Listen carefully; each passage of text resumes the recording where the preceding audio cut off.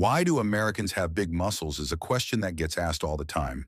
And the answer has never been simple or based on one reason, because what happens there is not the result of training or gyms or supplements alone. It is the result of a complete system that starts in childhood and continues all the way into old age. An American child grows up moving, playing, running, and being physically active. Schools include real physical activity, not symbolic. PE classes, the child releases energy daily. The body adapts to movement and effort, and this builds a strong muscular and neurological base from an early age. Unlike another child whose life is mostly sitting and low activity, whose body is programmed for inactivity from the start. And when they grow up, the difference becomes obvious. Even if both later go to the gym, then comes nutrition, which is one of the most underestimated factors. Healthy food in America is not a luxury and not reserved for the rich animal protein.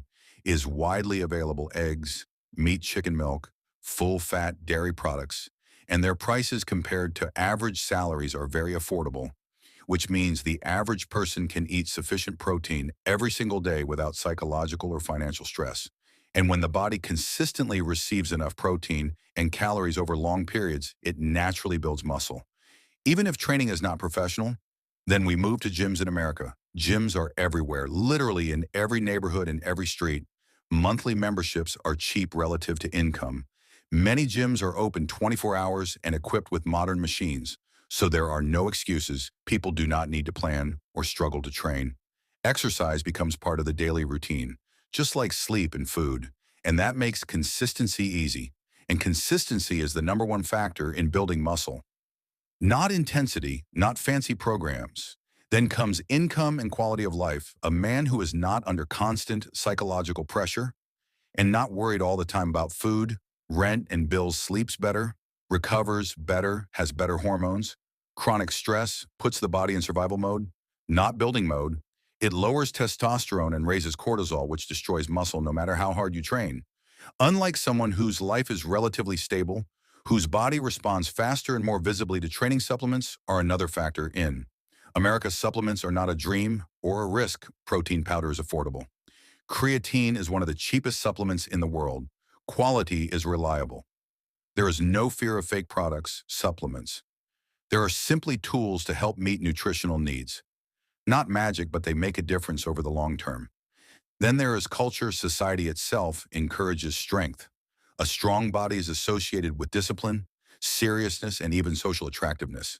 A man who takes care of his body is seen as organized and committed, which pushes many people to maintain their physique. Even if they are not passionate about sports over time, it becomes a habit, not a struggle. Then comes a sensitive topic that many avoid after the age of 40 in America. Declining testosterone is treated as a medical condition, not a stigma. Men get tested, and if levels are low, they are prescribed TRT with controlled doses under medical supervision. The goal is not bodybuilding or showing off. The goal is maintaining muscle mass, bone density, physical and mental energy, and desire for life, which is why a man in his late 40s or 50s can still look solid and capable, compared to another man the same age who has lost muscle energy, gained fat, and developed poor posture. And this is not because Americans are cheating. It is because they use medicine to support health, not ignore it. Another important point is that most Americans who look strong are not necessarily huge. They simply have lower body fat and preserve natural muscle mass because they never leave the cycle of training, eating, sleeping, and recovering. And they do not go through long periods of severe interruption, deprivation, or malnutrition. A body that never enters extreme breakdown phases maintains its structure, which is why even the average man looks stronger than average. Another key factor is that protein is present in almost every meal. Even fast food contains higher protein levels than many so-called healthy meals in other countries, which raises average daily protein intake without people even thinking about it. And over time, this accumulation creates a massive difference. Sleep is also a major factor. Work schedules are generally more structured. Sleep is culturally valued. Mental health is considered important. And all of this directly reflects on hormones, recovery, and muscle growth. In the end, we have to be honest, big muscles in America are not the result of one secret or one reason. They are the result of many years of accumulated factors: available food, accessible training, supportive culture, sufficient income, lower psychological stress, reliable supplements, and intelligent medical care.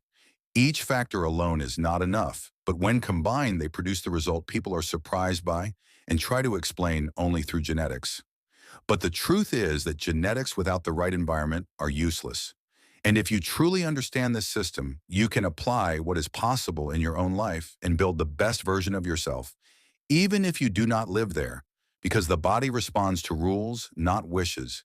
And if you truly want to be strong, you have to think in terms of systems, not single workout supplements or short bursts of motivation.